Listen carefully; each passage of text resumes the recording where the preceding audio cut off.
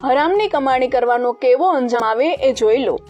ગુજરાતના અમદાવાદ નામના શહેરમાં મેડિકલ સ્ટોર ચલાવનાર રમેશભાઈ શર્મા, તેણે તેમના જીવનની એક હકીકત કીધી જે આવા બિઝનેસ સાથે જોડાયેલા વાચકોની આંખો ખોલી શકે છે।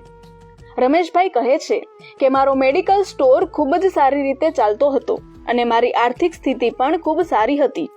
મારી કમાણી સાથે મેં જમીન અને કેટલાક પ્લોટ ખરીદ્યા અને મારા મેડિકલ સ્ટોરની સાથે ક્લિનિકલ પ્રયોગશાળા પણ ખોલી હતી। પણ હું અહીં સહેજ પણ ખોટું નહીં બોલું, હું ખૂબ જ લોભી પ્રકારનો માણસ હતો, કારણ કે મેડિકલ ક્ષેત્રે ડબલ નહીં પણ ઘણી સારી કમાણી કરી હતી। કદાચ મોટા ભાગના લોકો જાણતા નહીં હોય કે મેડિકલ વ્યવસાયમાં 10 રૂપિયામાં આવતી દવા સરળતાથી 70 થી 80 રૂપિયામાં વેચી શકાય છે। પરંતુ જો કોઈએ મને ક્યારેય 2 રૂપિયા પણ ઘટાડવાનું કહ્યું હતું તો હું ગ્રાહકને ના પાડી દેતો। ઠીક છે, હું દરેકની વાત નથી કરતો, ફક્ત મારી વાત કરી રહ્યો છું। વર્ષ 2008માં એક વૃદ્ધ માણસ ઉનાળા દરમિયાન મારા સ્ટોર પર આવ્યો। તેણે મને ડોક્ટરની પ્રિસ્ક્રિપ્શન આપી। મેં દવા વાંચી અને બહાર કાઢી તો તે દવાનું બિલ 560 રૂપિયા થઈ ગયું હતું। પણ પેલો વૃદ્ધ માણસ પૈસાનું વિચારતો હતો। તેણે તેના બધા ખિસ્સા ખાલી કર્યા, પરંતુ તેની પાસે કુલ 180 રૂપિયા હતા। હું તે સમયે ખૂબ જ ગુસ્સો હતો, કારણ કે મારે તે વૃદ્ધ વ્યક્તિની દવા લેવા માટે ઘણો સમય લેવો પડ્યો હતો અને તેનાથી ઉપર તેની પાસે પૈસા પણ નહોતા। એટલે મને વધુ ગુસ્સો આવે તો વૃદ્ધ માણસ દવા લેવાનો ઇનકાર પણ કરી શક્યો નહીં। કદાચ તેને દવાઓની તીવ્ર જરૂર હતી। ત્યારે વૃદ્ધે કહ્યું, મદદ કરો ને ભાઈ, મારી પાસે પૈસા ઓછા છે અને મારી પત્ની બીમાર છે। મારે આ દવાની ખૂબ જરૂર છે। અમારા બાળકો પણ અમને પૂછતા નથી। હું વૃદ્ધાવસ્થામાં મારી પત્નીને મળતા જોઈ નહીં શકું। પરંતુ મેં તે સમયે તે વૃદ્ધની વાત સાંભળી નહીં અને તેને દવા પાછું મૂકવાનું કહ્યું। અહીં હું એક વાત કહેવા માંગુ છું કે હકીકતમાં એ વૃદ્ધ વ્યક્તિની દવાની કુલ રકમ 120 રૂપિયા હતી।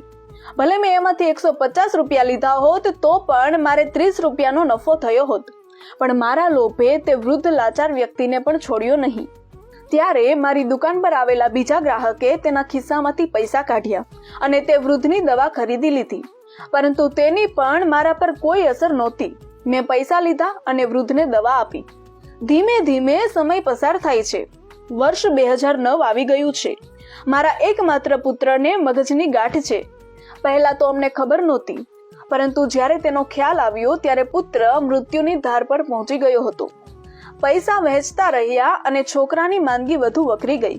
પ્લોટ વેચ્યા, જમીન વેચી અને અંતે મેડિકલ સ્ટોર પણ વેચી દીધી। પરંતુ મારા પુત્રની તબિયત બિલકુલ સુધરી નહીં। તેનું ઓપરેશન પણ થયું અને જ્યારે બધા જ પૈસા નીકળી ગયા ને હાથમાંથી, ત્યારે આખરે ડોક્ટરોએ મને મારા દીકરાને ઘરે લઈ જઈ તેની સેવા કરવાનું કહ્યું। તે પછી મારા પુત્રનું 2012માં અવસાન થયું। આજીવન કમાયા પછી પણ હું તેને બચાવી શક્યો નહીં। 2015માં હું પણ લકવાગ્રસ્ત થયો અને ઈજાઓ પણ થઈ હતી। આજે જ્યારે મારી દવા આવે છે ને, ત્યારે તે દવાઓ પર ખર્ચવામાં આવેલા પૈસા મને ડંખ મારી દે છે, કારણ કે હું તે દવાઓની વાસ્તવિક કિંમત જાણું છું। એક દિવસ હું મેડિકલ સ્ટોર પર કેટલીક દવાઓ લેવા ગયો હતો અને 100 રૂપિયાનું ઇન્જેક્શન મને 700 રૂપિયામાં અપાયું હતું, પરંતુ તે સમયે મારા ખિસ્સામાં ફક્ત 500 રૂપિયા હતા અને મારે ઇન્જેક્શન વિના જ મેડિકલ સ્ટોરથી પાછું આવવું પડ્યું। તે સમયે મને એ વૃદ્ધ વ્યક્તિની ખૂબ યાદ આવી અને બાદમાં હું મારા ઘરે ગયો। હું લોકોને એટલું જ કહેવા માંગુ છું કે આપણે બધા કમાવવા બેઠા છીએ એ ઠીક છે, કારણ કે દરેકનું પેટ છે, પરંતુ કાયદેસર કમાઈ, પ્રામાણિકપણે કમાઈ। નબળા સહાયક લોકોને લૂંટીને પૈસા કમાવાની સારી વાત નથી, કારણ કે નરક અને સ્વર્ગ ફક્ત ત્યાં જ નહીં, તે અહીં પણ ભોગવવું પડે છે અને આજે હું નરક ભોગવી રહ્યો છું। પૈસા હંમેશા મદદ નથી કરતા। હંમેશા ભગવાનનો ડર રાખીને ચાલો, તેમનો નિયમ મક્કમ છે, કારણ કે કેટલીક વાર નાના લોભ પણ આપણને મોટા દુઃખોમાંથી ધકેલી શકે છે। જો તમને વિડીયો પસંદ આવ્યો હોય તો વિડીયોને લાઈક કરો અને શેર કરો તથા અમારા ફેસબુક પેજને ફટાફટ ફોલો કરી દો। ધન્યવાદ।